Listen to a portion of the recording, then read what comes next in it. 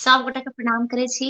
हम भावना मिश्रा एखन हैप्पी पर लाइव छी। हमर संग गौरी शरण झा शरणार्थी जी छथिन, जे कि एक अधिवक्ता के संग संग एक राइटर छथिन, कविता, लेखक, गीत सब किछ लिखे छथिन, ऑलराउंडर छथिन एना कहल जाय।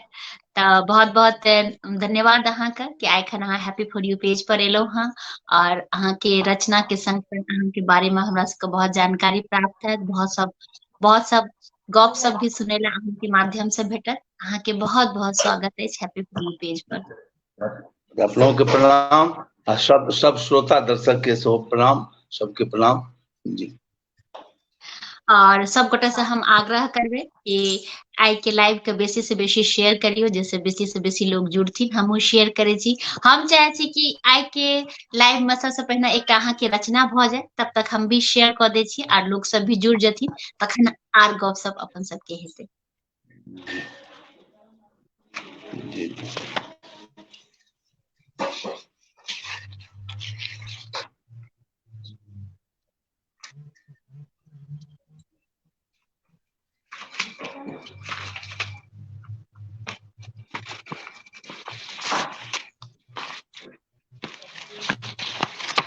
एकटा ई रचना अछि। हमर नाम गौरी शरण झा भेल। हम झारखंड हाई कोर्ट में बड़ी अधिवक्ता छी। घर हमर मनपुर अछि, बेनीपट्टी प्रखंड के अंतर्गत मनपुर गांव 8 किलोमीटर लगभग छै, ओहि गांव के निवासी छी। एकटा रचना भावना दीदी के आग्रह पर गा रहल छी। कविता के नाम अछि कतेक नीक नीमन हो। कविता के नाम अछि कतेक नीमन होइत। कतेक नीमन होइत संविधान मिथिलाक सेहो बनैत। कतेक नीमन होइत संविधान मिथिलाक सेहो बनैत। लिपि मिथिलाक्षर में रहैत, अर्चा ओ चर्चा होइत। उत्सव ओ त्योहार रहितौ संगे मनबैत। कतेक नीमन होइत संविधान मिथिलाक सेहो बनैत। चरण पादुका राजमाता सीता के रहैत। ओना ओ जगत जननी छथि। कतेक नीमन होइत संविधान मिथिलाक सेहो बनैत। पूरब सँ कौशकी ओ पश्चिम सँ गंडकी, जे चौहद्दी में छथि आबि कऽ दक्षिण सँ गंगा सेहो रहितथि, आ संविधान मिथिलाक सेहो बनैत। अयोध्या आ मिथिलाक संगम विहंगम लगैत। अयोध्या आ मिथिलाक संगम विहंगम लगैत। पालकी में रामलला बैसल रहितथि, अंगना में धिया रहितथि नाचैत। माँ सीता मिथिला संविधान मिथिलाक सेहो बनैत। कपिल याज्ञवल्क्य गौतम कनादि इत्यादि, अहिल्या मैत्री आ गार्गियो आदि सबके प्रतिभाक अनुमोदन जनमन बनैत। नेना ओ भुटका संगम भ रहितथि झुमैत। कतेक नीमन होइत संविधान मिथिलाक सेहो बनैत। साईनाथ शिलानाथ आदिनाथक प्रतिमा देखते बनैत। कपिलेश्वर जलेश्वर मनेश्वर भुवनेश्वर हलेश्वर कलानेश्वर चांदेश्वर सिंहेश्वर कुशेश्वर कुपेश्वर आदि आदि जगह के वर्णित रहैत। कतेक नीमन होइत जे मिथिलाक संविधान सेहो बनैत। पुनौरा गिरजा स्थान, दुर्गा स्थान, कालिका स्थान, भद्रकाली, चंडी, जय मंगला, चामुंडा, योग निंद्रा, उग्रतारा स्थानक आदि आदि तीर्थक द्वार तोरण रहैत। धनुखा स्थानक सेहो चित्रण रहैत, आ श्वेत कपड़ा में मीनक झंडा रहैत। कतेक नीमन होइत संविधान मिथिलाक सेहो बनैत। जय जय भैरव बाबा विद्यापति कृत स्तुतिक जयगान होइत। लखिमा ओ शिव सिंह के चहुदिस गुणगान होइत। आ मंडन ओ भारतीक दलान होइत। संग में महाकवि कालिदास डीहक बखान होइत। कतेक नीमन होइत मिथिलाक सेहो संविधान बनैत। कविश्वर चंदा कृत कविश्वर चंदाकृत रामायण के पाठ होइत आ महाकवि लालदासक रामेश्वर चरित्र सेहो साथ होइत। बाबू बुद्धिनाथ झा के लिखल महाभारत सेहो साथ भात होइत। कतेक नीमन होइत मिथिलाक सेहो संविधान बनैत। कतेक नीमन होइत मिथिलाक सेहो संविधान बनैत। कविश्वर ज्योतिश्वर महामहोपाध्याय परमेश्वर मुरलीधर पंडित दीनबंधु झा मार्कंडे प्रवासी मधुपो किरण डॉक्टर सुभद्र जात्री भुवनेश्वर गुरुमेता भुवनेश्वर सिंह भुवन जनार्दन जंशीदन हरिमोहन ओ सुरेंद्र झा सुमन सुधांशु शेखर ओ राजकमल चौधरी चंद्रनाथ मिश्र अमर श्याम दरिहारे नीता ओ लिली रे संप्रति बाबू गोविंद झा और जगदीश मंडल इत्यादि इत्यादि कृत के सबके जनैत। कतेक नीमन होइत मिथिलाक सेहो संविधान बनैत। ओहिठाम लिख के मोन तो अछि आरो गौरी शरण के बहुत कुछ छी लिखे मुदा लैत छी विराम अपने लोकन के सबके करैत छी प्रणाम। कतेक नीमन होइत मिथिलाक संविधान सेहो बनैत। ई हमर एकटा काल्पनिक रचना अछि 26/11/2022 के बहुत रचना सब किछ अहाँ समेट लेलिए और बहुत ही नीक रचना अहाँ के रचना पढ़ के लोग के बहुत सारा जानकारी प्राप्त भ सकैये जे मिथिला से जिनका ओतेक नहीं छै, अगर बाहर में रहे छथिन उनका नहीं जानकारी छै तो ई सब ई रचना से अहाँ के भेटते। त अहाँ के जेना लेख अहाँ के जे छै गौरी शरण झा जे छै अधिवक्ता के रूप में अहाँ के नाम भ गेल और गौरी शरण झा शरणार्थी जे छै से गीतकार के रूप में अहाँ के नाम अछि आ गौरी शरण झा मनपुरिया जे छै से चूंकि अहाँ के गाम के नाम मनपुर अछि तै लेल जे छै से अहाँ के अछि और ई नाम अछि जे मिथिला राज्य अभियान समिति के योग्यता अभियान में भी अहाँ शामिल छी और बहुत ही नीक अहाँ के बहुत सारा शुभकामना और एनाहिए खूब आगाँ बढ़ू और मिथिला में जते काज अहाँ कर रहल छी ते वास्ते अहाँ के हृदय से आभार व्यक्त करे छी। बहुत ही नीक लागैये जहन अपन मिथिला के विकास के नाम सुने छी कतौ किनको काज देखे छी तो मन एकदम प्रस्फुलित भ जाइए। तो बहुत बहुत धन्यवाद। अपन सबके संग बहुत गोटा जुड़ल छथि, निशा झा दीदी जुड़ल छथि, दुनू गोटा का स्वागत लिख रहल छथि। धन्यवाद दीदी। राजेश झा जी लिख रहल छथि कि शरणार्थी जी के झा लिखल देख मन गदगद भ गेल। तो बहुत बहुत धन्यवाद। पंकज कुमार झा भी जुड़ल छथि, लिख रहल छथि दुनू गोटा के बहुत बहुत स्वागत और बहुत सोच। हाँ, मिथिलापति मिश्रा जी जय मिथिला जय मैथिली। अहाँ सब गोटा के हम बहुत बहुत धन्यवाद देव।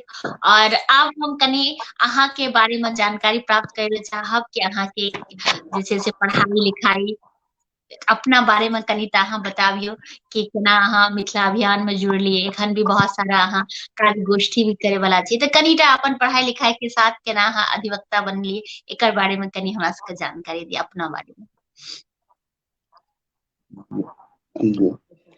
हमर घर मनपुर अछि और हम जे छै से एक मध्यम वर्गीय परिवार से बिलोंग करै छी। एहिमे हमर जन्म अछि 69 ईस्वी में और एवं प्रकारे हम खिरहर उच्च विद्यालय से मैट्रिक पास केलहुँ। ओहिठाम से मैट्रिक पास केला के बाद हम कालिदास उच्चैठ महाविद्यालय में नामांकन भेल उच्चैठ में। ओहिठाम से हम इंटर पास केलहुँ। ग्रेजुएशन हम दरभंगा से केलहुँ। एकर बाद जे छै से हम रांची यूनिवर्सिटी से LLB केलहुँ और LLM केलहुँ लखनऊ यूनिवर्सिटी से। एकर जी एहिमे हमरा मिथिला के प्रति लगाव जे अछि से तो जन्म से अछि। माय के बोली छै मैथिली, मातृभूमि के बाद बोली जे छै से ही पहचान छै मिथिला के आ मैथिल होबाक। जे माय के गर्भ से जे छै से ओइ बोली के जे छै से अजन्मे आदमी लोग सुनैया प्रकृति के माध्यम से। आ जहाँ पृथ्वी पर अबैया तऽ ओ जे छै से नहु नहु जे छै आ सने सने नहु नहु चलै छै आ सने सने भाषा सीखै छै। तऽ ओहि के क्रम में भाषा के प्रति लगाव जे छै उत्कंठा जागृत गेल। अब मैथिली हम अपन विषय के रूप में ग्रेजुएशन तक स्नातक तक हम मैथिली अपन विषय के रूप में रखने रही। जतय हमर प्रतिष्ठा के विषय राजनीतिक शास्त्र छल, लेकिन विकल्प के तौर पर जे अनिवार्य भाषा जे रहे ताइमे हम मैथिली हम रखैत चलि गेलहुं। और वही क्रम में हमरा विश्वनाथ बाबू के किताब दरभंगा में हमरा पढ़बाक मौका भेटल। विश्वनाथ बाबू किताब मिथिलाक्षर में निकालने रहथिन। हमरा बुझाइए किताब के दाम ओहि टाइम में 4.5 की 5 रुपया रहे। ई वर्ष हम अहाँ के 1987 के कही छी बात। तो हम दरभंगा में टावर में निकले टावर पर जे छै से वही ठाम दुकान रहे किछ किराना सबके। और हम शुभंकरपुर महाराज जी के पुल से ताई के नीचा में एक प्रोफेसर साहब के मकान में हम रहते रही किराया स्टूडेंट जीवन में। ओकर बाद हम कदीराबाद में अमन निवास में जे कि कदीराबाद से सरकारी बस स्टैंड जे रहे तकर ठीक सामने में अमन निवास रहे। ओते जे छै से हम एकटा रूम लक जे छै से अपन पढ़ाई के क्रम में रही। तो एवं प्रकार से तो वही टावर होइत गुजरत रही कोनो सामान के खरीद के लेल रोजमर्रा के चीज। देखलिए जे मिथिलाक्षर लिखल छै बहुत बड़ा। ओइमे सबसे बड़का भेल जे मिथिलाक्षर हम पहिल बेर जे छै से किताब ओ टांग के देखलिए लटकेने एना के टांगल आ ओ किताब बेच रहल छलखिन। संजोग से ओइठाम हम जे छै से पहुंचलहुं आ ओ किताब के हम अपने से चुट्टा रही लागल ओ किताब के ऊपर डोरी जकां लागल रहे ओइमे ओ चुट्टा में से किताब निकाललहुं पढ़लिए। तो हमरा तो आवे नहीं मिथिलाक्षर, लेकिन ओके नीचा हिंदी लिखल रहे आ ई सब। तो लागल कि भाषा तो मतलब जे छै से अनचिन्हार तो लगैया, लेकिन एकरा चिन्ह सकै छियै। ई जे भाषा किताब के आनि के जे छै से हमरा ओ किताब कहबो केलनि पुस्तक दुकान जे कहलखिन जे ई अपने एकरा लिखबै की? बोले हाँ लिखबै सिखबै। लिखबै नहीं सिखबै, किताब तो लिखल छै ओकरा हमरा सीखऽ के अछि। तो ओकरा हम अभ्यास मिथिलाक्षर के केलहुं। मिथिलाक्षर केलहुं अपने के। तो मिथिलाक्षर के प्रति हमरा ई नहीं बुझल रहे जे मिथिलाक्षर जे छै से हमर सबके जे छै से कियाकि ओइ किताब में जे परिचय जे रहे ताइसे हम जानल हम जे मिथिलाक्षर हमरा लोकनि के समृद्धशाली लिपि छल कोनो समय में, जे धरोहर के रूप में अखन अछि ओकरा पुनर्जीवित कैल जा सकै छै। एवं प्रकार से एही रूप में जे छै से हम जे छै मिथिलाक्षर पर जे हमरा लगाव आयल तो ओ मिथिलाक्षर हम सीखऽ लगलहुं। ओकर बाद जीविका के लेल हमरा जे छै से रांची के लेल प्रस्थान करऽ पड़ल स्नातक LLB करबा के लेल। LLB के जिज्ञासा हमरा एहि लऽ कऽ भेल जे समाज में बहुत तरह के भ्रांतियां छै आ बहुत तरह के भ्रम विभ्रम के बीच में रहे छै। समाज में न्याय अन्याय के बीच आदमी पिसाइत रहैया ओकरा न्याय बहुत नहीं भेटै छै, विलम्ब से न्याय भेटै छै। एके जागरूक करबाक हमरा जिज्ञासा एक ललक जे छै छात्र जीवन से भऽ गेल रहे। तो हम ओकरा जे छै से हमरा नौकरियो आयल। एकटा नौकरी हमरा निर्वाचन कार्यालय के वही क्रम में हमरा ज्वाइनिंग लेटर आबि गेल। हम ओकरा ज्वाइनिंगो नहीं लेलिए। हमरा ज्वाइनिंग करऽ के लेल हमर बहिनो छथि लखनऊ में, वो पुरातत्व विभाग से रिटायर कऽ गेला है। वो ज्वाइनिंग लेटर लऽ के एलथि, कहलक कि अपने वकालत बाद में कऽ लेब, अपने ज्वाइनिंग कऽ लिअ, नौकरी ककरो भेटै छै। हम कहलिए छोड़ि दिअ, हम वकालत पढ़ब, हम नौकरी नहीं करब। आप निर्वाचन कार्यालय के लिपिक के पद पर आ वेतनमान क के हमर रविदास नगर भदोही में पड़ै छै, भदोही के उत्तर प्रदेश में, ओइठाम मुक्ति के लेल आयल। हम कहलिए जी नहीं, हम ठीक छै, हम वकालत पढ़ब। हम वकालत ओकरा नौकरी हम छोड़ि देने छी ज्वाइनिंग, आ हम वकालत हम पढ़लहुं।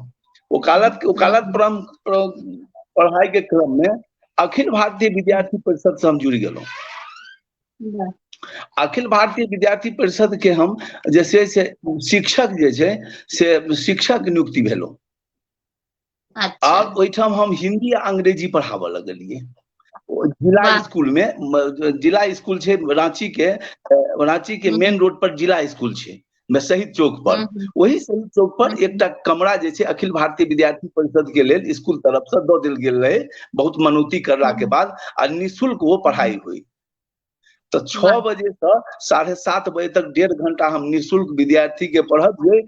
आ वही ठाम लॉ कॉलेज रहे बगल में, और 8:30 बजे से लॉ कॉलेज प्रारंभ रहे। तो 7:30 बजे से विद्यार्थी के पढ़बिए, आ वही ठाम 10 कदम पर लॉ कॉलेज रहे तो अपन पढ़ाई पढ़े ला चल जाए। एवं प्रकार से लॉ के होइत में विद्यार्थी के करीब 350 400 विद्यार्थी के हम पढ़ेने छी निःशुल्क में। ओकर बाद हम जी ओकर बाद जे छै से फिर धीरे धीरे हम लॉ पास केलहुं। तो हमरा बच्चा सब चूंकि छोट छले तो जीविका के आधार हमरा होबाक चाहिए। आ कतौ हम पाई लेबऽ से कतौ कतराई छी। आइयो संस्था छियै, संस्था के संस्थापक छी मिथिला राज्य अभियान समिति के। अहाँ सबके आशीर्वाद से हम किनको से पाई नहीं लै छियनि। अन्य सदस्य के कहै छी जे किनको अहाँ से अहाँ पाई लेबै, समाज में कोनो व्यक्ति से कोनो रूप में शुल्क चंदा किछु नहीं लेबऽ के छै, ने कोनो संस्था से, ने व्यक्ति से, ने समाज से। तो आई के हम निकालबो के लिए काल्हि खुनी नोटिफिकेशन। तो हमरा ई जागरूकता भेल। तो मिथिलाक्षर पर जे छै हमरा ओहि दिन से जे छै जागरूकता बढ़ैत चलि गेल। लेकिन जीविका के लेल चूंकि हमरा आधार चाहिए, आ हम चूंकि अहाँ के प्लेटफॉर्म जे पब्लिक प्लेटफॉर्म में नीक प्लेटफॉर्म में भावना दीदी, तो एहिमे जे छै से हम इएह कहबनि लोक सबके जे तकर बाद ई जे मिथिलाक्षर के बाद जे हमरा बलबीर दत्त रहथिन रांची एक्सप्रेस में संपादक रहथिन, उनका से संपर्क केलहुं। तो बलबीर दत्त साहब हमरा कहलन कि आपका मैथिली तो एठाम नहीं क्यों ज्यादा पढ़त। 1 रुपया रांची एक्सप्रेस के दाम रही वही समय में। रांची एक्सप्रेस जब अखबार रहे दैनिक, और 1 रुपया दाम ने से मैथिली तो नहीं पढ़त कियो। हिंदी अगर अहाँ लिख पाबै छी तो अहाँ लिखो, हम अहाँ के छापब हिंदी में। सब लिखे छी, लेकिन हिंदी चूंकि हम नहीं सुनाब, हम प्रण क लेने छी जे हिंदी जे छै से हम मैथिली के प्लेटफॉर्म पर हिंदी जी। अहाँ के नेटवर्क के इशू भ रहल छै त हिंदी में कविता लिखलहुं। हमर ओ जे छै से अहाँ के मोबाइल वाईफाई से कनेक्ट हमर ओ जे छै से मैथिली में हिंदी में अहाँ के आवाज बहुत कटि रहल छै। अहाँ के मोबाइल में नेटवर्क कनी कम लागि रहल छै, त अहाँ के वाईफाई से अगर कनेक्ट वाईफाई से कनेक्ट छै कि अहाँ के सब आयल, और हमर जीविका के साथ जी जी। आ ट्यूशन जे छै जी से नाम मात्र के हम सुबह शाम ओहो प्रोफेसर हम ई कहलहुं कि अहाँ के नेटवर्क बहुत खराब भ रहल अछि। अहाँ के आवाज कटि कटि के आबि रहल छै, त अहाँ वाईफाई से कनेक्ट नहीं छियै की? तो हुनकर सबके आशीर्वाद जी। अहाँ के नेटवर्क खराब भ रहल छै। अहाँ के व्यापारी वर्ग में किछु व्यापारी सब दूर तक हम गुंजाइश करी, जते दूर तक हमर जीविका से स्टूडेंट लाइफ क हम 6 बजे घरे पर हम पहुंच जाइए। मोबाइल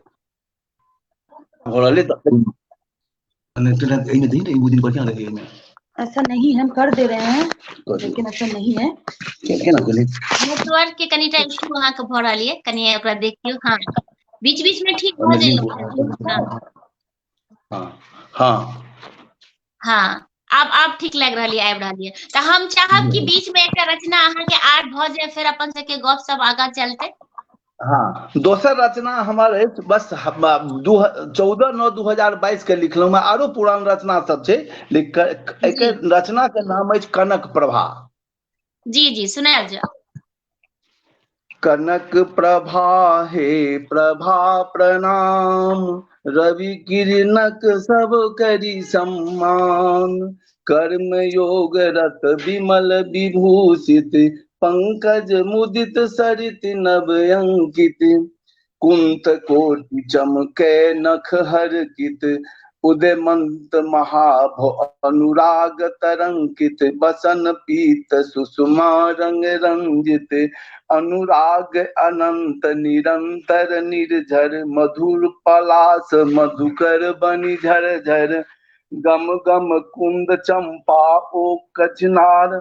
कुमकुम शोभित अरु हर सिंहार, सोहै तुलसी दल सब तर भरमार।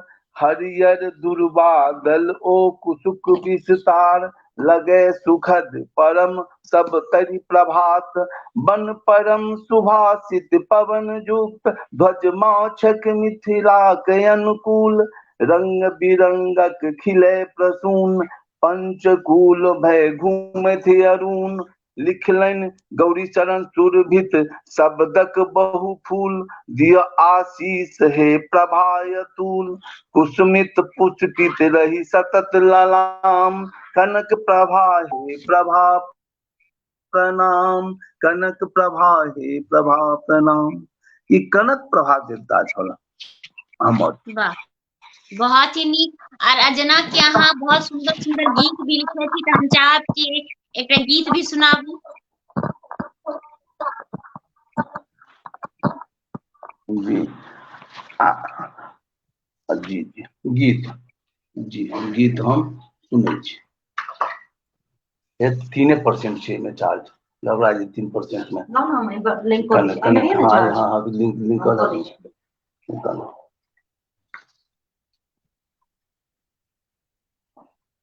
और अपन सबके संग रामानंद मंडल जी जुड़ गला है, निशा झा जी जुड़ल छथि, प्रेम शंकर झा पवन जी भी जुड़ गला है, लिख रहा है बहुत सुंदर। जी स्वागत। जी जी सबके प्रणाम, कोटि कोटि प्रणाम। सब मैथिल सेवी वृंद के हमर प्रणाम। एकटा गीत सुनाबै छी। हे नाथ यहाँ त्रिशूलिया छी, हम डिम डमरू डिम डिम बजबै छी। हे नाथ यहाँ त्रिशूलिया छी, हम डमरू डिम डिम कब बजबै छी। माय भस्म शरीर में लेपने छी, अछि चंद्रहार मस्तक शोभित। मृगक छाल लपेटने छी। हे नाथ यहाँ त्रिशूलिया छी, हम डमरू डिम डिम बजबै छी। छोटैत अहाँ रुद्रक माल पहिरने छी, अछि तेसर नेत्र भाल बीच देखैत अहाँ कुंडल कान पहिरने छी। हे नाथ यहाँ त्रिशूलिया छी, हम डिम डिम कऽ डमरू बजबै छी। अछि भांग अहाँ के आहार सतत, अछि भांग अहाँ के आहार सतत। अहाँ लोटा भरि भरि पीबै छी, अछि भांग अहाँ के आहार सतत। अहाँ लोटा में भरि भरि पीबै छी, ठीक घर पहाड़ पठार अहाँक। ठीक घर पहाड़ पठार अहाँक, अहाँ बेलक पात चिबबैत छी। जानै जगत औढर दानी, जानै जगत औढर दानी, अहाँ बसहा चढ़ि कऽ आबैत छी। हे नाथ यहाँ त्रिशूलिया छी, हम डमरू डिम डिम कऽ बजबै छी। अहिंक कृपा सँ हे दानी, हम गौरी शरण मन पोरिया छी। अहिंक कृपा सँ हे दानी, हम गौरी शरण मन पोरिया छी। आ इहो लिख कऽ नचारी सुनाबै छी, आ इहो लिख कऽ नचारी सुनाबै छी। हे नाथ यहाँ त्रिशूलिया छी हम डमरू डिम डिम का बजबै छी हे नाथ यहाँ। त्रिशूलिया छी हम डमरू डिम डिम का बजबै छी हे नाथ यहाँ। त्रिशूलिया छी हम डिम डिम डमरू बजबै छी। बहुत ही सुंदर, बहुत ही नीक रचना। एखन जेना कि काल्हिखन नरक निवारण चतुर्दशी अछि, और फिर ओकर बाद सरस्वती पूजा 26 जनवरी, सब किछु जे छै से नजदीक आबि गेल हँ। तऽ सब गोटा के जे छै से नरक निवारण चतुर्दशी के, सरस्वती पूजा के और 26 जनवरी के ढेर सारा शुभकामना, बधाई। तो जेना अहाँ मिथिलाक्षर में अहाँ के 39टा पोथी आबि गेल है, ये अपना आप में बहुत पैघ गप होइ छै कि किनको 39टा पोथी जे छै से मिथिलाक्षर में अछि। ओहि लेल अहाँके हम बहुत बहुत शुभकामना और बधाई देब। और हम चाहब कि जेना अहाँ कहलिए हुनकर अहाँके मिथिलाक्षर के पोथी भेटल, अहाँके जे छै से ओहिसँ अहाँ जागरूक भेलियै और अहाँके इच्छा भेल पढ़बाक लेल, तऽ ओहिसँ हम मोटिवेट भेलियै। तकर बाद जे पहिलुक जे अहाँके मिथिलाक्षर के पोथी रहे, ओ कोन विषय पर रहा, कोन पोथी रहे अहाँके पहिलुक मिथिलाक्षर के? हम दोसर मोबाइल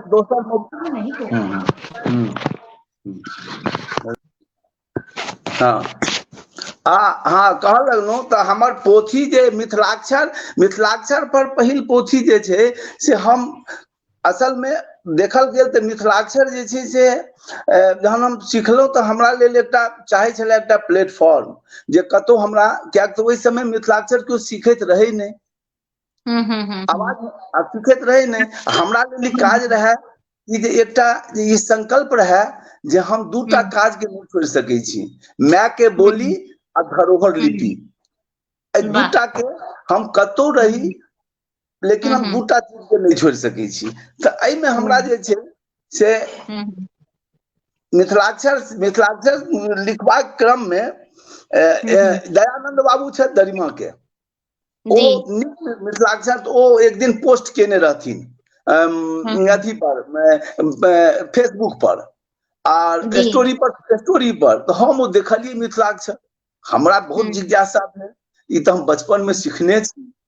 ई जहन स्टोरी पर डालने छथिन तहन तो हमरो हमरा लल्लक, हुनका हम तुरंत जे छै से ओइटम टाइप कऽ कऽ कहलियन जे हमरा ई जे छै से हम जानना चाहै छी जे कोन संस्था से एहि के हम जे छै से एहिमे हम प्रवीणता हासिल करब, हम सीखल अछि। हमरा वो कहलन कि अपने फोटो पठाओ, हम फोटो पठेलियन आ हमरा जोड़ देलन मिथिलाक्षर साक्षरता अभियान से। मिथिलाक्षर साक्षरता अभियान से जोड़ला के बाद हमरा जे छै से अपन बैच में हम प्रथम श्रेणी में प्रथम स्थान प्राप्त केलहुँ मिथिलाक्षर में। तो ओहि के हमरा पटना में चेतना समिति में सबके देथिन सर्टिफिकेट, हमरो एकटा प्रवीण के सर्टिफिकेट भेटल, हमहूँ ओ धारण केलहुँ। धारण केला के बाद हमरा ई ध्यान पर आयल जे ई तो हमरा विश्वनाथ बाबू के जरिए बहुत चीज हासिल भ गेल। आ वही से पहिने हमरा जाहि क्रम में सीखैत रही वही क्रम में हम चंदा झा रामायण के मिथिलाक्षर में अनुवाद कऽ लेलहुँ। कारण जे पहिने से विश्वनाथ बाबू के हमरा अबिते रहे, आ चूंकि हमरा एकटा चाही कोनो संस्था जे प्रमाण पत्र दिया, सर्टिफिकेट, तेहन केओ कॉलेज विश्वविद्यालय बांटे नहीं मिथिलाक्षर कऽ कऽ जी। तो एहि क्रम में जे छै से हम फोन कऽ के हम कहबो केलिए चंदा झा के रामायण हमर लिखल है, लेकिन एहिठाम तो बड़का भारी दिक्कत छै। खैर कोनो बात नहीं, सबके सतत प्रणाम। तो मिथिलाक्षर चंदा झा के रामायण जहन हम लिख लेलहुँ पूरा संपूर्ण रामायण, तो हम जे छै से संपूर्ण रामायण लिखला के बाद हमरा चंदा झा के जीवनी पढ़वा के मौका भेटल। तो चंदा झा के मूल रामायण मिथिलाक्षरे में लिखायल छल। अच्छा, अरे वाह। जी, मिथिलाक्षर में ओकरा पद के रूप में पहिल कवीश्वर छथि जे मैथिली देवनागरिक, चूंकि देवनागरिक जे लिपि जे भेलैया, देवनागरिक मिथिलाक्षर के जे देवनागरीकरण भऽ गेलै, तकर मूल कारण छै कि लक्ष्मेश्वर सिंह के पिता के जहन देहांत भेलनि हैं, तो लक्ष्मेश्वर सिंह रहथिन नाबालिग रहथिन। अतः हुनकर एज चलि गेलनि कोर्ट ऑफ वार्ड के अधीन, जाबत तक वो 18-21 साल के पूरा नहीं भेलखिन हैं ताधर उनका फिर गद्दी पर नहीं बैसले। अही क्रम में जे वो जे 18 साल के 18-19 साल जे 20 वर्ष जे मिथिला में जे तय कल गेले ओ तिथि जे भेले, चूंकि गति नहीं भेटले, कोर्ट सब काट के अधीन रहे, तो वही में जे छै से मैथिलीकरण भ गेले मिथिलाक्षर के। अच्छा। और देवनागरीकरण, मिथिलाक्षर के देवनागरीकरण जे भ गेले, मैथिली क के जे छै से कोनो एहन अस्तित्व में रहे, लेकिन एकर जे देवनागरीकरण भ गेल, ई बहुत बड़का चोट छै मिथिलाक्षर पर हमरा जनतब से। जखन इतिहास हम पढ़लहुं तो हमरा भेल जे ई चीज जे छै से नहीं होबाक चाही। कारण जे ज्योतिश्वर ठाकुर जे वर्ण रत्नाकर लिखने छथिन, ओहो मिथिलाक्षर में, ओहो मिथिलाक्षर में लिखल छै ज्योतिश्वर ठाकुर। तो हुनकर किताब जे छै, जहन हुनकर ज्योतिश्वर ठाकुर के वर्ण रत्नाकर के जहन हम लिप्यांतरण केलहुं, ओहो मिथिलाक्षर में हमर लिप्यांतरण कयल अछि वर्ण रत्नाकर के।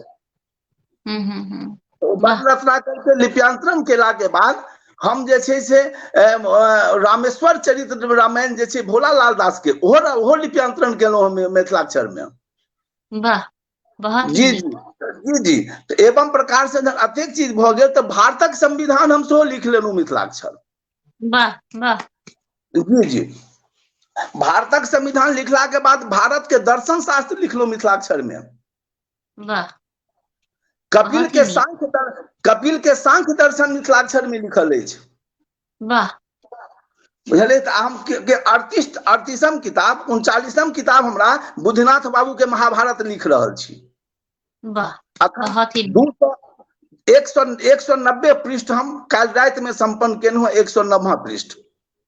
वाह। एवं प्रकार से 19-20 पेज हम डेली लिखे छी। चूंकि हम बेटी ओहिठाम आयल छी नोएडा में, और जे छै से क्रम छलैया, तो बहुत दिन के आग्रह छलन बेटी जमाय के, तो हम हुनके घर से बाजि रहल छी। मिथिलाक्षर के पेंटिंग छै बेटी के, हाथ सारा पर मिथिलाक्षर के पेंटिंग अछि। एहिठाम हम नोएडा में छी। तो यह अछि हमर जे छै से मिथिलाक्षर के क्रमानुगत। तहन फिर हम भारतक दंड संहिता जे छै मिथिलाक्षर में लिखलहुं, IPC। फिर हम CRPC लिखलहुं, दंड प्रक्रिया संहिता। साक्ष्य विधि लिखलहुं, भारत के साक्ष्य अधिनियम। तकर बाद संवैधानिक विधि शास्त्र लिखलहुं, भारत के वैधानिक संवैधानिक इतिहास लिखलहुं, विकास लिखलहुं। एवं प्रकार से अही क्रम से जे छै हम लिखैत चलि गेलहुं। और सबके मालूम छै कि, लेकिन दिक्कत की छै, हमरा अहाँ के बीच में हमरा कष्ट भ रहल है, एहि लऽ कऽ जे मैथिल समाज में जे छै से जे किनको से कतौ हमरा अपना जे छै सफलता प्राप्त भेल, अहाँ सबके आशीर्वाद पाई। अहीं सब संग विदुषी लोकन के संपर्क में एलहुं, तो उत्साहवर्धक प्रतिक्रिया भेटल। तऽ जे छै से एहि रूप से जे छै से आगा के तरफ जे छै से बढ़बाक हमरा अवसर प्रदान भेटल अहीं सबके हमेशा जे छै से। लेकिन दिक्कत एहिठाम भेल कि हमरा, हम से कहि दै छी आब, जे ई सब क्रम में लिखैत क्रम में बहुत आलोचना के शिकार हुआ पड़ल। जी। बहुत आलोचना के शिकार हुआ पड़ल, जे हम अपन कविता में जे छै ने सेहो कतौ जे छै से हम लिखलहुं। एकटा कविता हम सुनबै छी, जे गरीबक उपहास करत ओतऽ हम कलम हमर प्रहार करत। वाह, बहुत नीक। जे गरीबक उपहास करत ओतऽ कलम हमर प्रहार करत। कुब्बर तू धन्य छ, कुब्बर तू धन्य छ, अपन कुब्बर नहीं देखै छ, आनक गुण के देख हंसैत छ। की अंग्रेजिया ललाट तू मुफट नहीं लगैत छ। जे छल बिष्ठी पहिरैत ओकरा ओहिठाम जोड़ा बरद देखि हंसैत छ। कुब्बर तू धन्य छ, अपन कुब्बर नहीं देखैत छ, आनक गुण के देखि हंसैत छ। तू हरदम द्वेष भावना में जीवैत छ, गरीबक तू उपहास करैत छ, अपन गरीबी नहीं देखैत छ। आनक बापक कुब्बर देखि हंसैत छ, अपन बापक कुब्बर नहीं देखैत छ। कुब्बर तू धन्य छ, अपन कुब्बर नहीं देखैत छ, आनक गुण के देखि हंसैत छ। जीवन भर रहल बेरोजगार, बापक पेंशन पर तू मौज करैत छ। जीवन भर तू रहला बेरोजगार, बापक पेंशन पर तू मौज करैत छ, चिबैत पान यत्र ओ तत्र थुकैत छ, अपन टेटर नहीं देखैत छ, अपन टेटर नहीं देखैत छ, आनक टेटर देखि हंसैत छ। कुबर तू धन्य छ, अपन कुबर नहीं देखैत छ, आनक गुण के देखि हंसैत छ। माथ पर उल्टा पाग धरित छ, माथ पर उल्टा पाग धरित छ, समाजक विकृत रूप गढ़ित छ, सबते तू षड्यंत्र रचै छ, कहबै का तू ही बड़का कहबै छ, आनक निंदा तू खूब करैत छ, अपन अवगुण नहीं देखैत छ। कुबर तू धन्य छ, अपन कुबर नहीं देखै छ, आनक गुण के देखि हंसैत छ। शीशा के घर में तू ही रहैत छ, शीशा के घर में तू ही रहैत छ, दोसरा आंगन दौल फेंकैत छ, तू ही सबते होशियार बनै छ, आनक संतति देख जरै छ, अपन संतति केहन से नहीं देखै छ। कुबर तू धन्य छ, अपन कुबर नहीं देखै छ, आनक गुण के देख हंसैत छ। अपन श्रेष्ठता सिद्ध करबा में अपन बड़ाई तू स्वयं करै छ, अपन श्रेष्ठता सिद्ध करबा में अपन बड़ाई तू स्वयं करै छ, जे किछ पूजा नेह करै छ ओ सबटा तू ढोंग रचै छ, जे किछ पूजा नेह करै छ ओ सबटा तू ढोंग रचै छ, आनक अहित में लागल रहैत छ, आनक दीनता में देखि हंसे, आनक दीनता में हंसैत छ, अपन हीनता नहीं देखै छ। आनक दीनता में हंसैत छ, अपन हीनता नहीं देखैत छ। कुबर तू धन्य छ, अपन कुबर नहीं देखै छ, आनक गुण के देख हंसैत छ। ई हर्ष मूल ओ व्याध मूल, ई हर्ष मूल ओ व्याध मूल तू कहाँ जनै छ। आनक कुचिष्टा में लागल रहै छ, अपन दुर्गुण नहीं देखै छ, अनका गुण के दुर्गुण कहै छ। कुबर तू धन्य छ, अपन कुबर नहीं देखै छ, आनक गुण के देख हंसैत छ। तू समाजक नीनक अवस्था छ, तू समाजक नीनक अवस्था छ, किया कि तू ही निंदक बन सुतै छ आ तू ही निंदक बन जागै छ। गौरी शरण कवित लिख इहो कहैत छ, ई कलम सरस्वतीक रहत जतऽ ओतऽ शब्द सत्यम मुखर रहत, ओतऽ शब्द सत्यमक मुखर रहत, जे गरीबक उपहास करत ओतऽ कलम हमर प्रहार करत, जे गरीबक उपहास करत ओतऽ कलम हमर प्रहार करत। ई रचना जे ई रचना जी ई रचना एवं प्रकार से और पूछल जाए ई क्रम से जे छै हमरो जे छै आलोचना होइत गेल और हम अपन कविता गीत के रचैत चलि गेलहुं और ओ और निखर के जे छै से एकदम गांव से नगर तक पहुंचले, नगर से फिर जो हमरा जीविका के हिंदी के जे छै से हिंदी में अथी क के ओकर बाद मैथिली के छोड़लहुं नहीं, मैथिली लिखैत रह गेलहुं। भगवती भगवान छथिन, मालिक के कृपा छै, अहाँ सब मिथिला राज अभियान के समिति के जे अहाँ स्थापना करलिए ओ कहिया अहाँ ये स्थापना करलिए? देखो हाँ, मिथिला राज अभियान समिति के स्थापना में हमरा दूटा ध्यान पर आयल बात जी। पहिल बात ध्यान पर ई आयल जे मिथिला राज अभियान और मिथिला राज ई दुनू के परस्पर संबंध छै, अभियान आ राज के बीच में।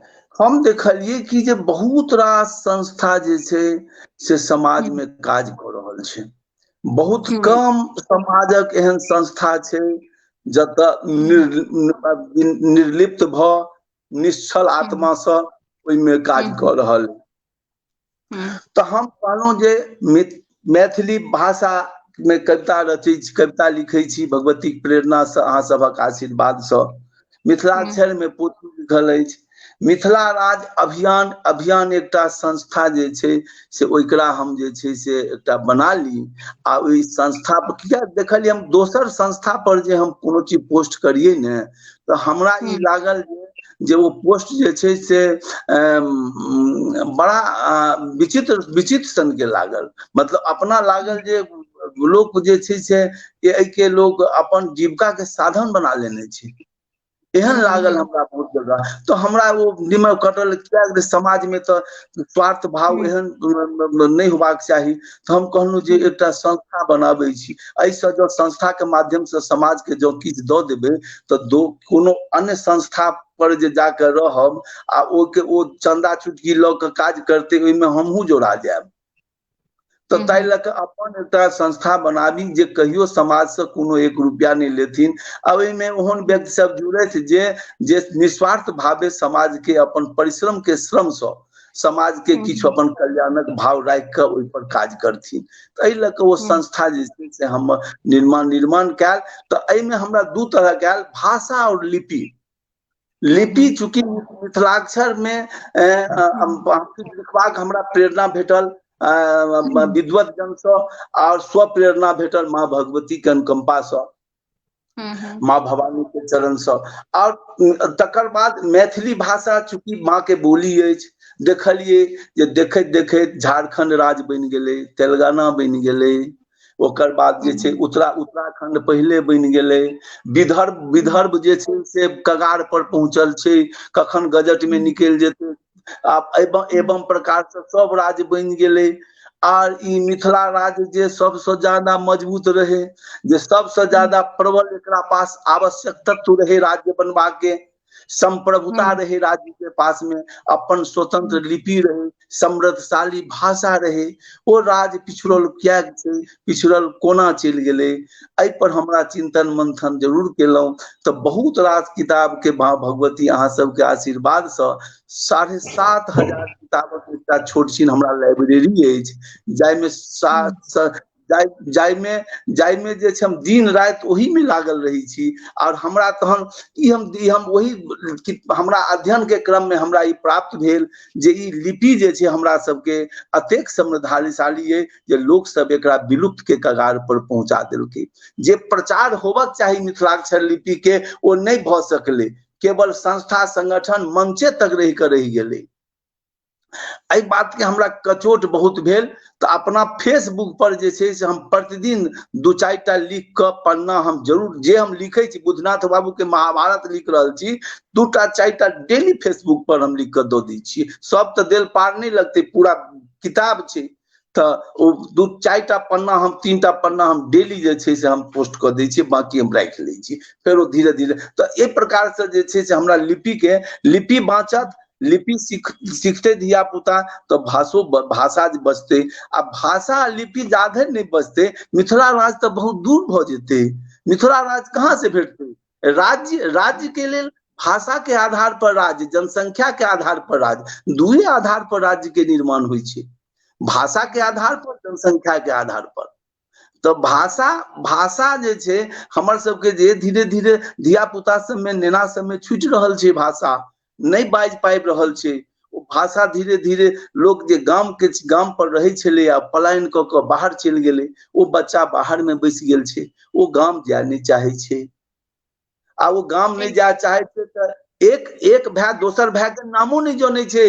आइ काल्हि नवजात शिशु जे सब जे छै, जे 5 साल के बच्चा छै, वो एक भाई दोसर भाई के पितियोत के नाम नहीं जाने छै। आर ई त्रासदी छै। तो ओहो पर बहुत रास कविता हमरा मन में जे छै से जत्ता हमरा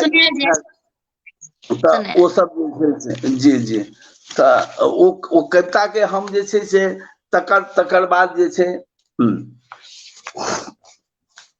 तो ओ कविता के हम जे छै से एहि रूप में हमरा जहन हम जे छै से ओना तो देखल जाए तो बहुत रास जे छै से एकटा कविता हमरा जे छै से जो याद आयल जे भाई ओहो एकटा लिखक चाही, जे सब दिन पराग अछि ओ आइयो फराक अछि। सही बात। जे सब दिन पराग अछि ओ आइयो फराक अछि। ओना आइ लिख के मोन नहीं छल, कविता के प्रारंभ अछि, ओना आइ लिख के मोन नहीं छल, मुदा लिख पड़ल। बहुत रास लुप्त भास्कर उदित भ गेल, बहुत रास लुप्त भास्कर उदित भ गेल, नहीं जानी किया किछु लोग मुदित भ गेल।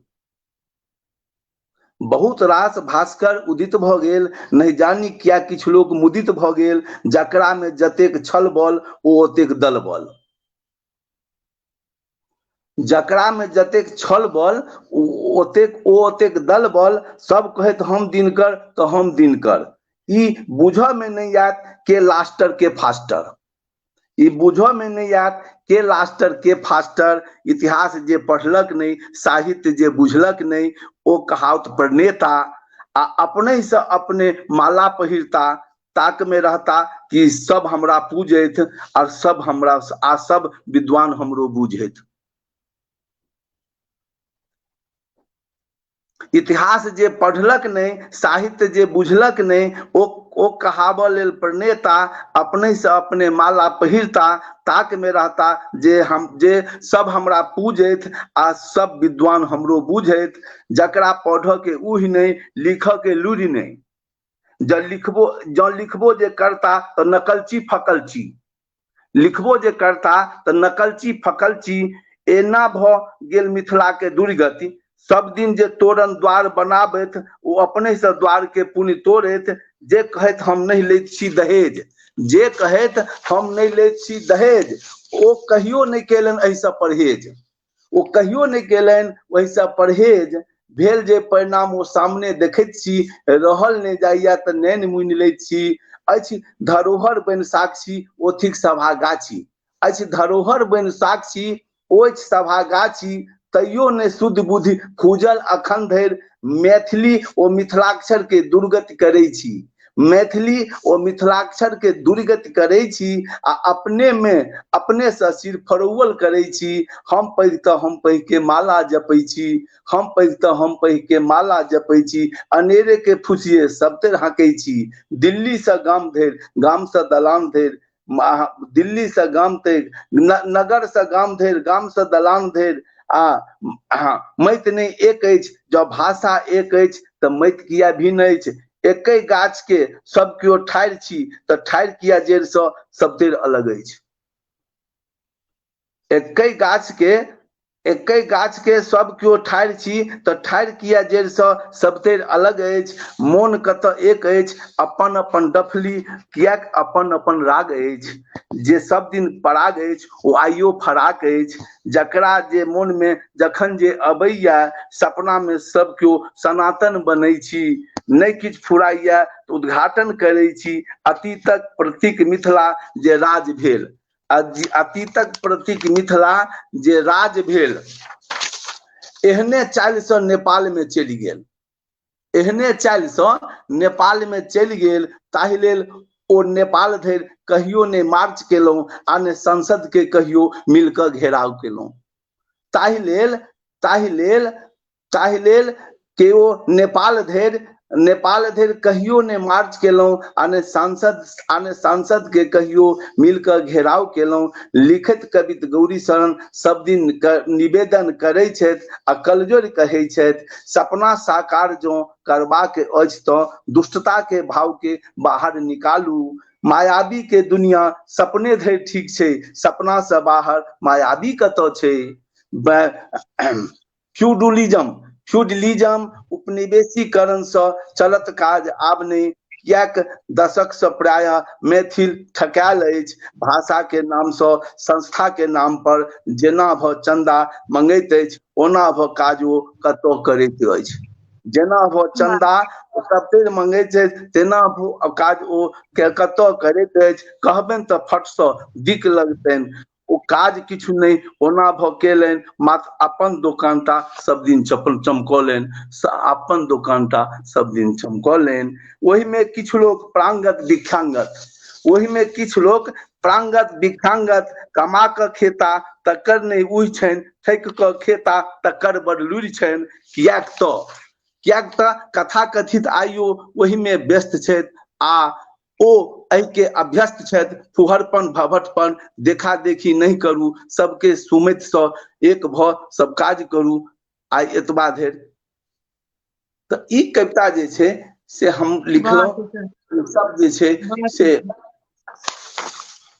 एहि पर जे छै जी अपना के संग शशि भूषण झा नागदा जी भी जुड़ गेलखिन हैं।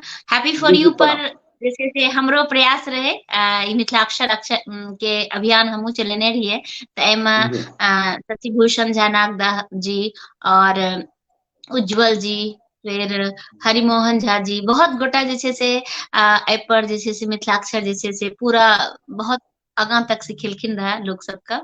आर ओकर बाद कनी ई सुनील अदम्य जी भी जे छै से एखन शनि दिन के सिखा रहल छथिन।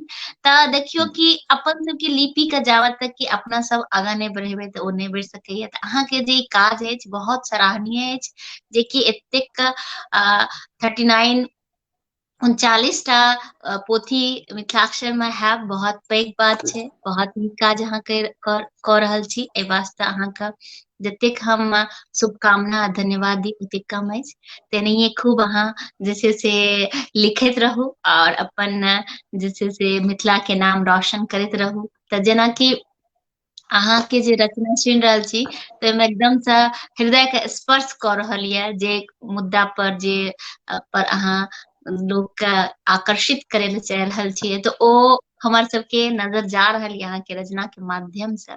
तो बहुत ही नीक रचना ये, और हम इएह कहब कि नहीं अहाँ जे छै से लिखैत रहू। आ जे समाज सेवा के जे अहाँ एखन कऽ रहल छी, काव्य गोष्ठी में भी कऽ रहल छी और मिथिला अभियान के कऽ रहल छी, तऽ एकटा प्रश्न हम आई हैप्पी फॉर यू के माध्यम से सब गोटे से हम पूछे ले चाह रहल छियै कि अहाँ सब जे छोट छोट ग्रुप कए के मिथिला अभियान मिथिला राज्य के मांग जे कऽ रहल छी, तऽ सब गोटा एक जगह संगठित हो। सबके जहन लक्ष्य एक ही छै, तऽ अकेला अकेला से करिए ओतेक तुरंत सफलता नहीं भेटत, लेकिन जहन एक जुट भऽ कऽ सब गोटा मिलकर अगर कार्य करबै तऽ हमरा पूर्ण विश्वास अछि कि जरूर सफलता हैत। और एकरा जे छै से कोनो भी काज आइ अहाँ कतौ भी देखियो, जहन देशे आजाद भेलै तऽ सब गोटा मिलकर संघर्ष करलियै, सब गोटा एक साथ मिलकर करलियै, सबके लक्ष्य एके अछि। तऽ जरूर एहि विषय पर अहाँ सब विचार करब, हमर ई आग्रह अहाँ सबके।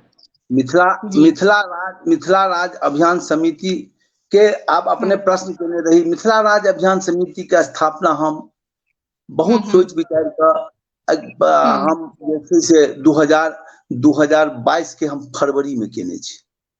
अच्छा, एक साल होबे जा रहा है।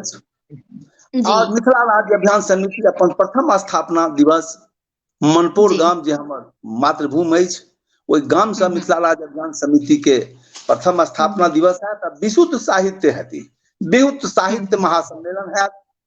और साहित्य महासम्मेलन में मिथिलाक्षर के जे पुरोधा छथि, जे मिथिलाक्षर के पांडित्य छथि, ओ सब केओ जे छै से, और जे मैथिली साहित्य के छथि, जे मैथिली से मैथिल आ मैथिली के लेल अपन सेवा भाव से सेवा दैत एलखिन हैं, सबके हम प्रणाम करै छियनि। शशि बाबू के विशेषतः हम प्रणाम करबनि। हुनकर मिथिलाक्षर के बढ़ाव में बहुत रास योगदान छनि। हुनका अतेक रास योगदान छनि जे कि हम कहि नहीं सकै, जो वर्णन नहीं हम कऽ सकै छी। ओ हुनका से हमरो बात होइत रहैया, प्रायः हम फोन लगा कऽ पूछे लै छियनि। हुनको उत्सुकता रही छनि जे हिनका से बात हमरा हुए। हमरा हाले में दिल्ली में जहन हम एलहुँ हैं तो हुनको से हमरा बात भेल, और हम हुनका हम आयासे के सूचना देलियनि जे हम दिल्ली में छी। और वो हमरा कहलनि अपने अबियो। कए बेर हमरा रांची में छी, रांचियो से बात होइत रही हमरा हुनका संगे। एवं प्रकारे जे छै से देख रहल छियै काज सब तो बहुत बढ़िया मतलब कर रहल छथिन, आ ओ हुनकर काज के सराहनीय छै समाज में। आ ई बात अपने वंदना दीदी बहुत नीक बात अहाँ के तो विचार जे छै सुविचार थी। और एमे हमरो कखनो काल के बहुत खराब लगैया जे सब संस्था अलग अलग क्या छी, रचना के माध्यम से वो बात जे छै जग जाहिर भ जाइ छै, रचना के माध्यम से। लेकिन बात के हम जे छै एकटा नीक बात छै जे वैचारिक संस्कृति और गंभीर संस्कृति में बहुत रास फर्क पड़ गया। गंभीर पाठक के अभाव छै, शुद्ध पाठक के अभाव छै। बिना गंभीर आ बिना शुद्ध पाठक के अहाँ साहित्य बहुत दिन तक नहीं चला सकै छियै। नवका पीढ़ी में साहित्य के अतेक जे साहित्य के प्रति जे उदासीनता छै, ओ देखते बनैया। हमरा कखनो काल के ई हमरा लगैया जे कहीं ई नहीं हुआ जे मिथिलाक्षर के फोटो कॉपी नहीं कहीं बन जाए हो मैथिली भाषा। एहन लाग रहा है, पता नहीं क्या लाग रहा है दीदी।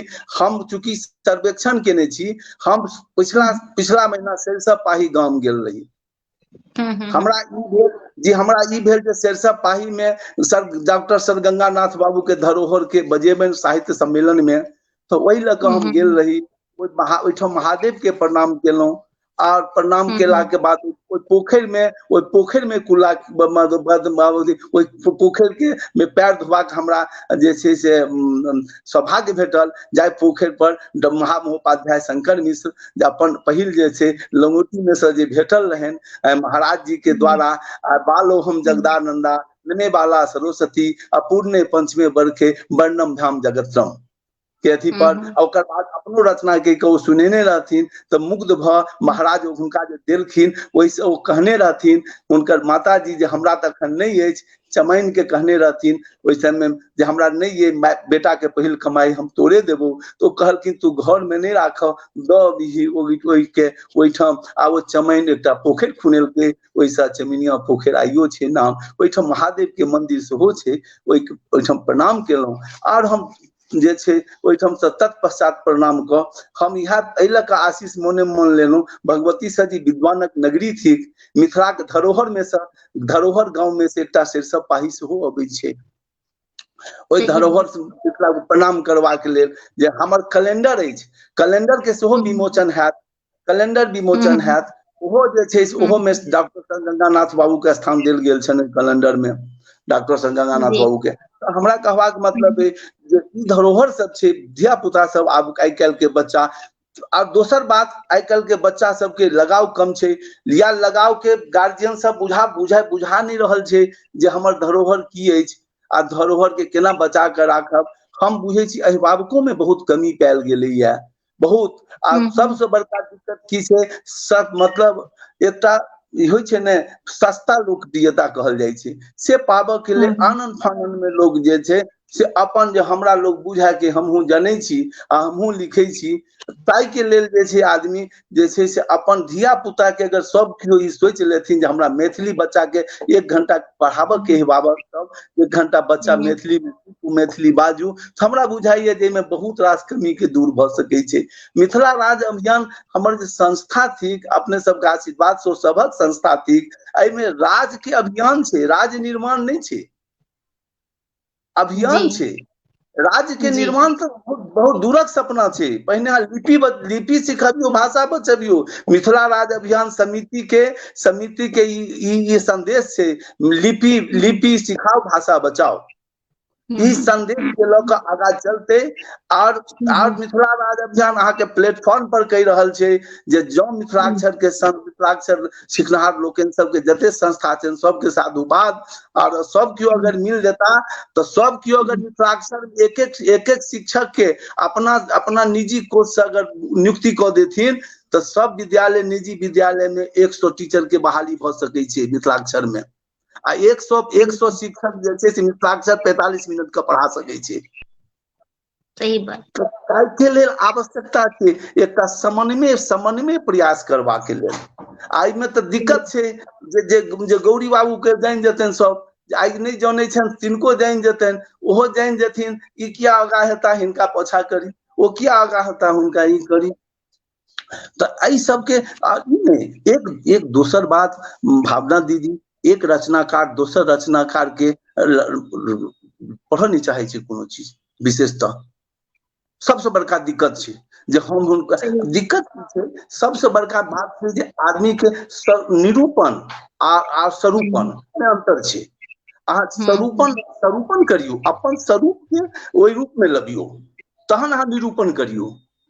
तो निरूपण अहाँ निरूपण कर लेबे, स्वरूपण में नहीं करबे, घर दही तखने बाहर दही जेतै ने। अहाँ के घर में अहाँ के बच्चा मैथिली किताब नहीं पढ़ैया आ बाहर पाग पहिर के अहाँ माला के अर्पण करै छी, माल्या अर्पण करै छी, तो फुसिए नहीं बजै छियै समाज के।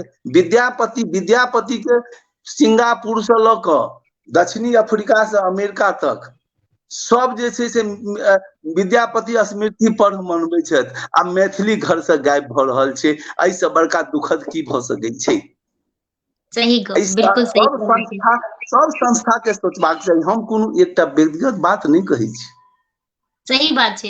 शशि भूषण झा नागराज जी लिखलथि है स्क्रीन पर, अहाँ पढ़ि रहल छियै की? जी। मैथिली समग्र हेता तऽ लक्ष्य प्राप्त हो सकै मिथिलाक्षर। हाँ, इएह तऽ दुखद पक्ष छै। मैथिल सब में तक हेता तऽ लक्ष्य प्राप्ति अवश्य हेतै। मिथिलाक्षर के उद्देश्य पूर्ति हेत सतत प्रयासरत अछि आ निसंदेह हमरा सबके मनोरथपूर्ण होयत। गौरी शरण झा जी के प्रयास सराहनीय और प्रशंसनीय छै। बहुत बहुत हम अपने के प्रणाम करै छी और आभार करै छी। अपने के कृतित्व आ व्यक्तित्व जे समाज में अछि, समाज अहाँ के अभिनंदनीय करत, अभिनंदन करत और हमरो संस्था अपने के अभिनंदन कर रहल अछि और करत, सतत करत। हम बिल्कुल जे छै से एहि के लेल जे हमरा गर्व अछि जे अपने मिथिलाक्षर पर एकटा हस्ताक्षर छियै। सही बात, बहुत ही सुंदर, बहुत ही सुंदर। तो हम चाहबे कि एकटा रचना आर अहाँ अपन सुना देतियै हमरा सबके। जी जी, ठीक छै। तऽ यात्री जी पर हमरा एक दिन लिखबाक प्रेरणा भेटल। जी 7/5/2022 को यात्री जी पर हम कविता लिखने छी। हुनकर पूरा जीवनी हम एक कविता के माध्यम से लिखबाक लघु प्रयास केने छी। वाह, बहुत ही नीक। कविता के नाम अछि प्रहरी। कविता के नाम अछि अहाँके हमरा सबके जे छै से वर्ष 1911 जी। जेठक पूर्णिमा छल अनुकूल, भेल बाबू गोकुल मिश्रक मनोरथ जन्म भेल पुत्र रत्न अनूप, वैद्यनाथ मिश्र सो धन्य नाम, मधुबनी जिला तरूनी गाम, गामक पाठशाला टा रहन आस। ओहि समय तरूनी दरभंगा में पड़ैत रहे। जी जी, तऽ गामक पाठशाला टा रहन आस, संस्कृत से कैलन प्रथमा पास, मध्यमा केलन जा गनौली गाम, तत्पश्चात केलन काशी प्रस्थान।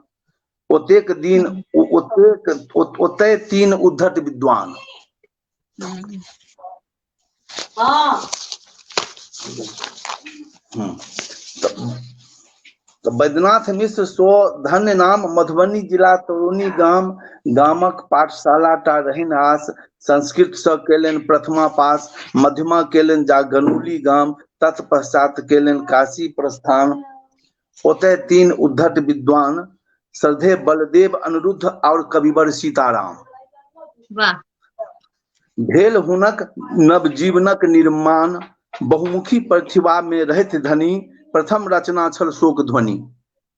वाह। बहुमुखिक प्रतिभा में रहत धनी, प्रथम रचना छल शोक ध्वनि, सहज सरल सुबोध शब्द उनके टा छल ई उपलब्ध। वाह। लंका जा भिक्षु धरि भेष, कैलन बौद्ध धर्म में प्रवेश। वाह। धनानंद सँ दीक्षा लेल पुनः वापस भेला स्वदेश। साहित्य कर्म में सदिखन लीन, काव्य तीर्थ में रहत प्रवीण। व्यक्ति एक छल आ 2 उपनाम, यात्री आ नागा अर्जुन नाम। अद्भुत रचना रचलन अनेक, विज्ञ वैभव भव विवेक, आ भेटल साहित्य सम्मान अनेक। एकर बाद हिनकर रचना के हम कोशिश केने छी, हिनकर संपूर्ण लगभग रचना के सेहो अपन जे छै कविता के माध्यम से देवा के लेल। तो यात्री नागा अर्जुन नाम, अद्भुत रचना रचलन अनेक, विज्ञ वैभव भव विवेक, भेटल साहित्य सम्मान अनेक। सिंह वाहिनी 10 भुज चंडी, पिता पुत्र संवाद। सिंह वाहिनी 10 भुज चंडी, पिता पुत्र संवाद। शोक श्रद्धांजलि बाबा विभूति, बुढ़वर आ विलाप। प्रेसी फेकनी लखिमा उड़ान, ऋतु संधि मां मिथिले अंतिम प्रणाम। आत्मनिवेदन स्वर्ण मृग, मुक्त ठाम ठाम, भारत माता युद्ध गीत आसिनुरिया आम। पारो नामक उपन्यास, चित्रा विशाखा हुनक कृति, पत्रहीन नग्न गाछ समान। बौकन ठाकुर जरद गप, गुप्पक फोरन, आ जुग गीत प्रस्तुत प्रसंग स्वागत अनुचिंतन यत्र तत्र सर्वत्र आदि किंबा रहो परम सत्य इत्यादि। एहि प्रकारे विविध विधा रचि ज्ञानक भावक दीप बजराबैत अनंत अपन कारुण्य कथा सँ लोकक हृदय सतत जुड़ाबैत। जात्री जीवन मैथिली के शीर्षासन आसमान चढ़ौलनि, नागा अर्जुन बन हिंदी के उच्च कोटि विद्वान कहौलनि। नागा अर्जुन बन हिंदी के उच्च कोटि विद्वान कहौलनि, मुदा खेद जे नहीं रहला, मुदा खेद जे नहीं रहला ओई महाविभूति वर्ष 1998 तिथि नवंबर 5, वर्ष 1998 तिथि नवंबर 5 कैला गमन सबके आशीष दो परम लोक शिवधाम। शब्द भाव सुजान बन रहत सतत उदितमान आ कवित लिखित गौरी शरण कहत व्यक्तित्व हुनक अनमोल सतत रहत प्रहरी भ जगबैत आ कृतित्व हुनक अमर भ रहत वर्तमान पीढ़ीक सिखबैत, वर्तमान पीढ़ी के सिखबैत। जाधरि सूरज रहत चान रहता ताधरि अज्ञात भ शाखा अज्ञात भ वो स्वयं विद्यमान। जाधरि सूरज रहत चान रहता ताधरि अज्ञात भ वो विद्यमान। ई कविता हमर लिखल अछि जात्री। बहुत ही सुंदर, बहुत ही नीक लागल अहाँ के रचना सब सुन के। जेना अहाँ हैप्पी फॉर यू से जुड़ल छी त हैप्पी फॉर यू के लेल अहाँ कोनो अहाँ के विचार हुआ या किछ कहे ले चाही? जी, हैप्पी फॉर यू वंदना दीदी, हम अहाँ के की कहू शब्द नहीं अछि हमरा पास में। अहाँ के संस्था के जे कार्य कर रहल छी और साहित्यिक परिवेश में जे शब्दक निवेश छै ओ मतलब अद्भुत अछि अपने के कृतित्व। एहि के लेल तऽ जतेक केओ कहता ई सामने में नहीं, हम पड़ोसों में चर्चा करी वो बहुत कम छै। और भगवती भगवान जे छै से एही रूप से अहाँ जे छै से अहाँ जानै छियै अहाँ की केलियै या अहाँ मैथिली के सब फुटपाथ पर राखि देलखिन है। आ फुटपाथ पर मैथिली के राखि के ताइ मैथिली के अहाँ जगा देलियै या, जगा रहल छियै जे मैथिली फुटपाथ पर चलि गेल छलैया। हम एकदम जे घर घर सबके कंठ माय बहिन विद्यापति के गाना गबै छलखिन है, ओ गाना सबके कंठ से चलि गेलै। आब गाना बियाहो में नहीं लोग गबै छै। आ ताई साहित्य के अहाँ उठा के लेलियै आ ओहि साहित्य के अहाँ एकटा धारा मुख्य धारा तो जोड़ि रहल छियै जे कहियो मुख्य धारा के केंद्र में छलैया। ओहि धारा केंद्र में अहाँ के पहुंचेबाक अहाँ के लक्ष्य अछि। ई कमटा बात नहीं छै, ई केवल प्रशंसा टा नहीं छै, ई एहन उपलब्धि छै जे बहुत कम में पायल जाइ छै आ बिरले पायल जाइ छै। आई सहजो नहीं छै, सहजता नहीं छै, सरल नहीं छै। जे कठिन कार्य अपने के लिए वो मील के पत्थर रहे और मील के पत्थर पर अपने कहै छै पाथर पर दूब से वाला कहावत जे छै से अपने चरितार्थ कर रहल छियै। ई बहुत बड़का छै। हमहूँ अपने के कोटि कोटि प्रणाम करै छी। हमहूँ अपने के जे छै से सतत जे छै अभिनंदन और स्वाभिमान से हमरो सब गौरवान्वित होइ छी। हम बहुत रात हमरा ई छल, ई तऽ प्रेम बाबू के पता नहीं मतलब हुनका जे छै से केना बुझा गेलनि जे चलू ठीक छै अहाँ पब्लिकली जे छै से अहाँ अबियौ, ई अपने तक सिमट के नहीं रहू। तऽ ई जे छै से एकटा कुशल और कुशल संस्था के पास हमरा ओ जे छै से किछु बजबाक अवसर देलनि। हुनकर माध्यम से और अहाँ के प्लेटफॉर्म पर भेटल हमरा स्थान, अहाँ के सानिध्य हम ई सब कहि रहल छी। आ हम बहुत प्रफुल्लित भ आ बहुत मतलब सुहृदय से अपने के हम आभार प्रकट करै छी। बहुत ही नीक लागल और बहुत बहुत धन्यवाद। और अहाँ सबके जे सहयोग अछि ओकर शब्द नहीं अछि, ओही कारण से किछ भी हैप्पी फॉर यू के माध्यम से भ पाबि रहल ये। हम चाहब कि आर कोनो रचना अहाँ अपने सुनाबियौ हमरा सबके। जी जी, तो एकटा कविता के नाम है नहीं रहल भेल तो कलम उठेलहुं। जी कविता के नाम है नहीं रहल भेल तो कलम उठेलहुं। सुनैत सुनैत कान बहिर भ गेल, सुनैत सुनैत कान बहिर भ गेल, नहीं रहल गेल त कलम उठेलहुं, लिखऽ लगलहुं। पहिने समुद्र आ पहाड़ लिखल, फिर गगन ओ मेघ लिखलहुं। पहिने समुद्र आ पहाड़ लिखल, फिर गगन ओ मेघ लिखलहुं। चान नहीं लिखलहुं, चान नहीं लिखलहुं, कतौ शीतलता नहीं देखलहुं। चान नहीं लिखलहुं, कतौ शीतलता नहीं देखलहुं। सब तेर आगिए आगि, पसाहे पसाह, जतऽ नहीं पसाह ओतऽ बताहे बताह। सब तेर आगिए आगि, पसाहे पसाह, जतऽ नहीं पसाह ओतऽ बताहे बताह। नीक बात लिखब तऽ सनक जायत, साहित्यक बात लिखब तऽ बिदक जायत। नीक बात लिखब तऽ सनक जायत, साहित्यक बात लिखब तऽ बिदक जायत।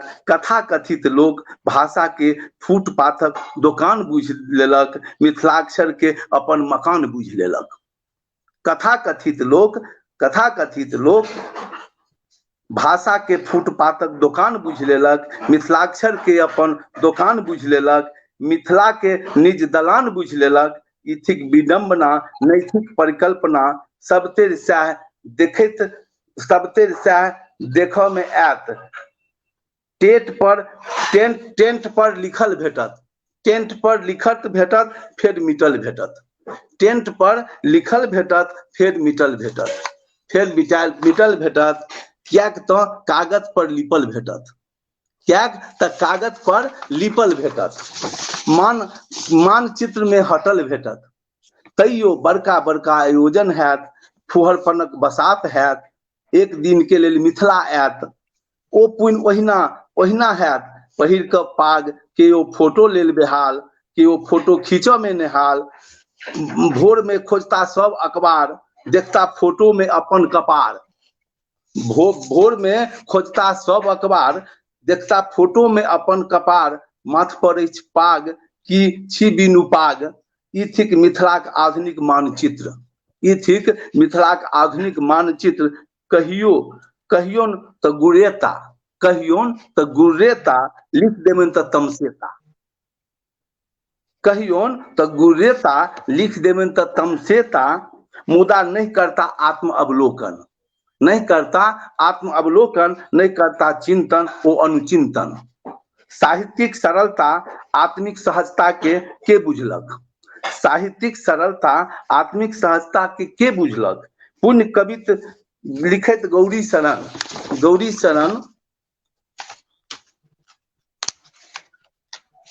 पुण्य कवित लिखैत गौरी शरण।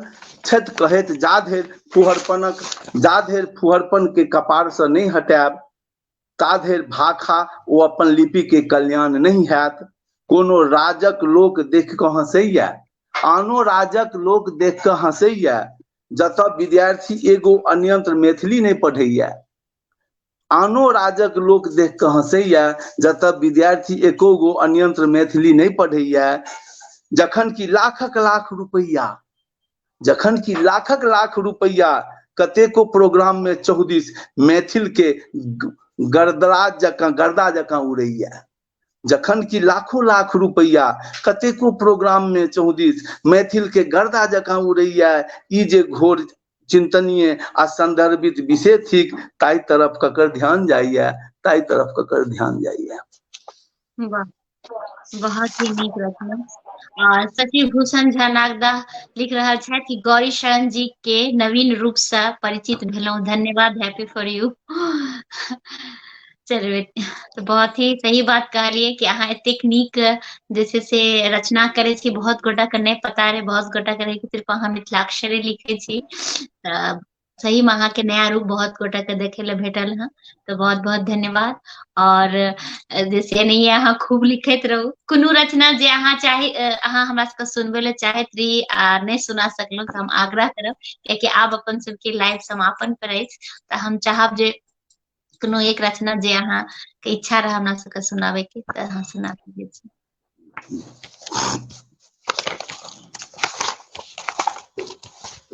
जतेक गोटे जुड़ल छी उनका सबसे हम आग्रह करब कि लाइव के बेसी से बेसी शेयर करियो। अपन सबके कखनो कखनो हमहूँ दुखी भऽ जाइ छी कि लाइव के जेना अपन सबके एतेक साहित्य के जहन गप होइए तो ओकर ओते व्यू नहीं भ पाबैये। आब कोनो चीज बर्गर रहे छै तो ओकरा अहाँ सब बहुत ज्यादा व्यू भेटे छै, जतऽ साहित्यिक गप होइए ओतऽ अहाँ सब नहीं देखे छी या ओकरा शेयर नहीं करे छी, तऽ कनी मन में होइए कि एना किया भ रहल छै। ई जरूर होइए। हम हैप्पी फॉर यू पर कोनो भी कार्यक्रम करे छी तऽ हम सोचे छी अगर कनियो लोग देखे छथिन आ उनका नीक लागले, उनका संतुष्टि भेटे छै, तऽ हम बुझे छी कि हमर कार्यक्रम जे हमर मकसद ये ओ हमर भ गेल। लेकिन एकटा आग्रह जरूर अहाँ सबसे करब कि एक तरह के कार्यक्रम के जरूर अहाँ सब जे छै सपोर्ट करियो और जरूर देखियो, जैसे कि एक रचनाकार के बहुत आत्मसंतुष्टि भेटे छै जहन कि ओकर कियो जे छै से उनका जे छै से उनकर रचना के सुनि के उनका प्रोत्साहित करे छै, उनका नीक लागे छै दूसरा के, तो उनका बहुत संतुष्टि होय छै। तो हम आग्रह जरूर करब कि अहाँ सब जरूर एहि पर एक बेर जरूर ध्यान देबै। जी सुनायल जाय। हमरा दिस समय के अपने के समय भ गेल छै, तऽ अपने के समय नहीं लेब। तऽ एकटा महेशवाणी हम लिखने छी। स्वागत। एकटा महेशवाणी लिखने छी, ओ अपने के हम सुना रहल छी। सखी सब कहलनि आबि कऽ घर, माई में न लागल सबके डर। सखी सब कहलनि आबि कऽ घर, माई में न लागल सबके डर। जोगी के भेष में देखलहुं हर, चढ़ि कऽ आबथि बसहा पर। सखी सब कहलनि आबि कऽ घर, माई में न भ गेल सबके डर। शरीर में भस्म छनले पल, डाँड़ में मृग छाल के देखल। त्रिनेत भाल बीच सजल, नाचे भूत प्रेत डगर। सखी सब कहलनि आबि कऽ घर, माई में न लागल सबके डर। डमरू बजबैत डम डम कऽ, माल रुद्र पहिरने कर। डम डम डमरू बजबैत डम डम कऽ, माल रुद्र पहिरने कर। पयोधर लागैत स्वयं आढर, हर के रूप देखलहुं नटवर।